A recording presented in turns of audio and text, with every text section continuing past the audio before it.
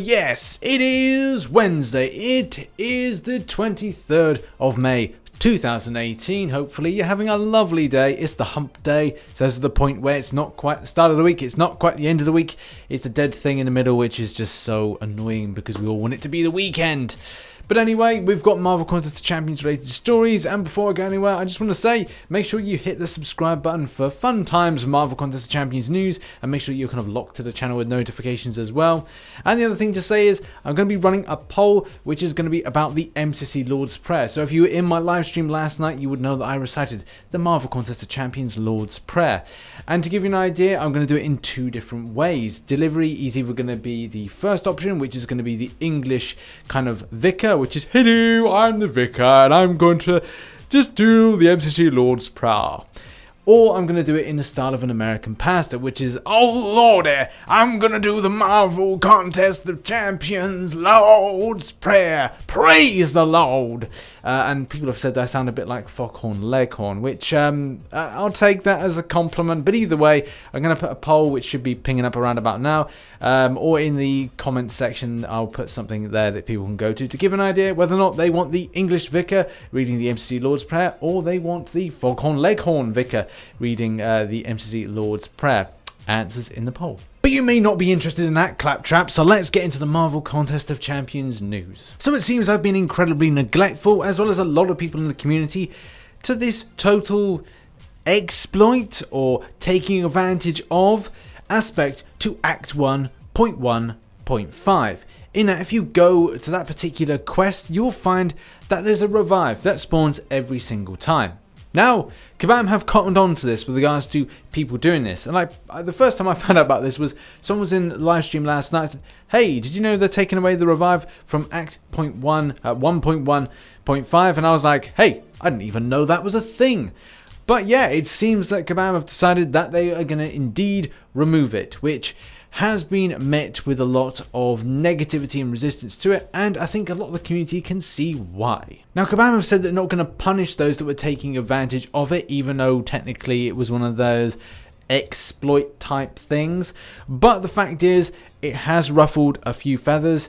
And like, if I was more into it, that I was kind of like regularly grinding out those revives, I probably would feel a little bit kind of like jaded by it. I think I'm jaded by it because I didn't find out about it, and I think a lot of people will be in the same boat. But you know, people have responded back. They've said, you know, it's a shame on Kabam based on loads of different things. We're looking at the fact that the game and the content has changed dramatically. The way that AI has responded, especially in the recent month, has not been very favourable.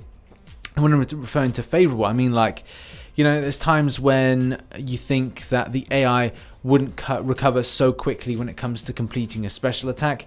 And that's the thing, like, they do the special, end their special, you kind of go for the intercept at the point of them just about to finish it, and you think the timing's right, and it's just like, no, and you get hit. And in some cases, people obviously then get hit out of that game, so therefore they're like, well, I need to revive and get back in. And this is like one element that's pretty cool. The next thing they're going to tell us is that, hey, if you've got high damage output champions, you're able to quickly take out Winter Soldier, but in order to get the health potions that you get from Realm of Legends, that you can't get that anymore. If that's going down that route, then obviously that is going to be something that would be incredibly disappointing. But I think a lot of the players, you know, we look towards little tips and tricks in order to kind of access certain things. It's the same thing with any kind of game. They did the same thing with Pokemon Go with regards to the eggs, with regards to spinning around the room. You know, I think that's a thing, isn't it? You know, we try to find little things to improve our grind and be more efficient and effective, but sometimes the developers go, hey, we don't want you being too efficient and too effective. We're going to remove that idea. Kabam Mike's final stance on this particular subject is that obviously the forum post that I was going to link is it's going to be closed, which hey, nice, well done. But the main thing is to say that this is not meant to be farmable content, and kind of puts it towards being in quests. And I do agree that from my experience with doing this month's Infinity Dust grind and completing beginner, normal, heroic, master, and then finally uncollected, by doing those running up to the point, I was able to grind out, I think, about 10 level 1 revives from doing that process. Now, I don't think that's a great process, I probably, if I was to add a stretch for a regular month where nothing I needed to grind out, would probably be just normal at the point of either completion at a stretch 100% and heroic master as normal, and then going on to uncollected. But should there be more, or could there be more aspects to grind out farmable revives? Kabam think no, based on the fact that we've got the free crystal, and obviously the drop rates are wonderful with that with regards to revives. Either way, what's your thoughts? Leave them in the comment section below. Are you happy about this change, or kind of you didn't really care about the change? Or do you kind of make the best of the situation, or are you quite annoyed about this and think that it should be something that should stick? Next up is new champion arena time. You know, the time when everybody just goes absolutely ape scat with regards to grinding out arena over a weekend. Yeah, that kind of thing. So we have got Thor, and we have got Infinity War version of Iron Man. And my first thoughts with regards to Thor, he could go anywhere quite low, anything around the kind of, let's just say between 1.6 to about 2 million. I know some people have said, hey, this may be a good opportunity. I've not had him since I started the game, so it could push things up just a tinsy wincy bit. Not as much obviously as Blade, but maybe a strong 1.8 to 2.2 mil is a good kind of like point to go for. When it comes to Infinity War Iron Man, if it goes the same scheme with regards to the Infinity War version of Captain America, we could see 4 stars going for anything between 14 mil and 15 mil.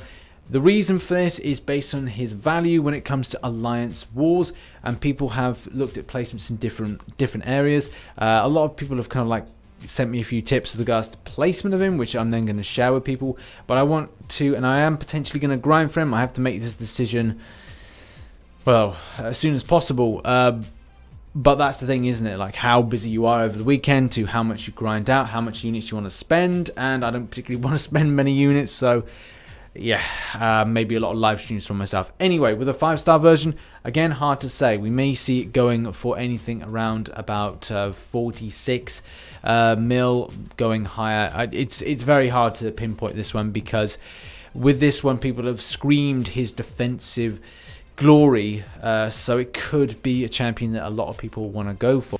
Oh, and for players that maybe are just doing like a beginner, they're kind of like new to the game and they want the 3-star version, look to put in about 1 million, about 70,000, but I think putting it up to 80,000 may be a good process for you to do.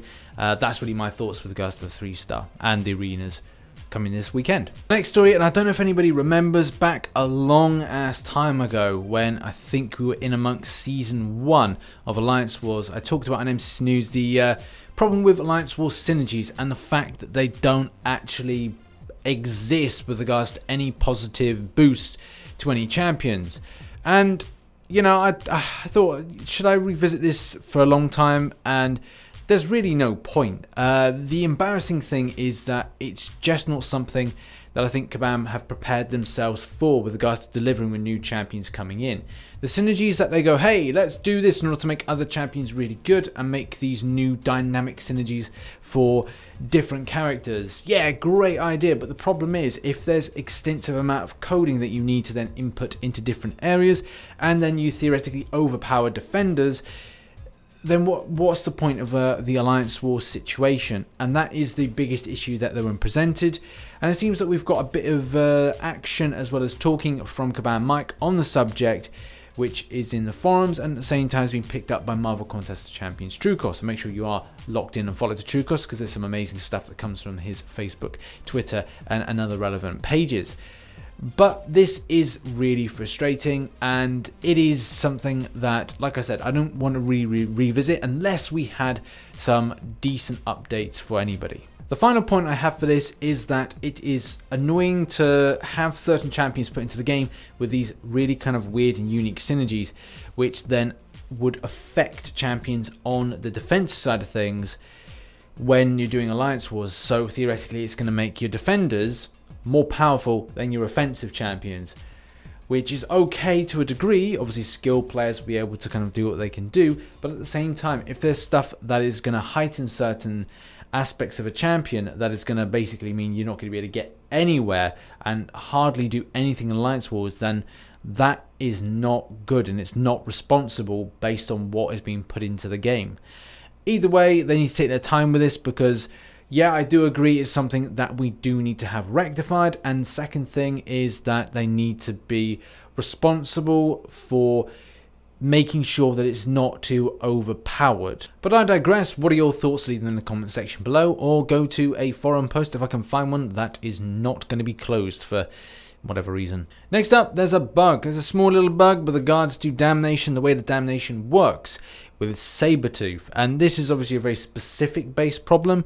I'm not sure a lot of people have problems with regards to Sabertooth, but this is it's a bit of an issue. If your lead champion or a champion that you really like Ghost Rider, which is the one in question that we're talking about, Damnation is something that acts as kind of a hill block, and for whatever reason hasn't been working against Sabertooth, especially when it's been tested by this person here. This particular bug was then handed over to the development team by Kabam Zero, and said that obviously it's something that is a known issue and will be looked at and hopefully rectified fairly shortly. I'm really surprised with regards to the extent of the game over the last month. So May, in my opinion, has not felt like a very strong month with regards to the game's operating kind of micro bugs that seem to be here, there and everywhere. And obviously the connection lost in the last month has not been very solid as well. I really hope that next month sees a stronger update.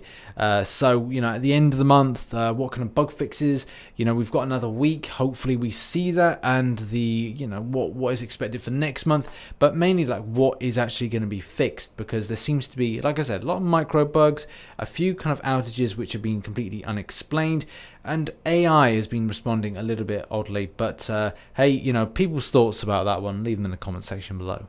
So that has been Wednesday, the 23rd of May's edition of Marvel Contest of Champions News. Make sure you get onto that poll and can give me an idea which kind of MCC Lord's Prayer delivery you would like. The English Vicar or the American Pastor. That sounds a bit like Foghorn Leghorn or some southern type impression. In any case, thank you very much for watching. Make sure you like and subscribe. And hopefully you can catch me on a live stream, which may be happening now. I don't know. Life's a dice, throw it and whatever lands. In any case, thanks so much for watching, and shall catch you on the flip side. Bye bye for now.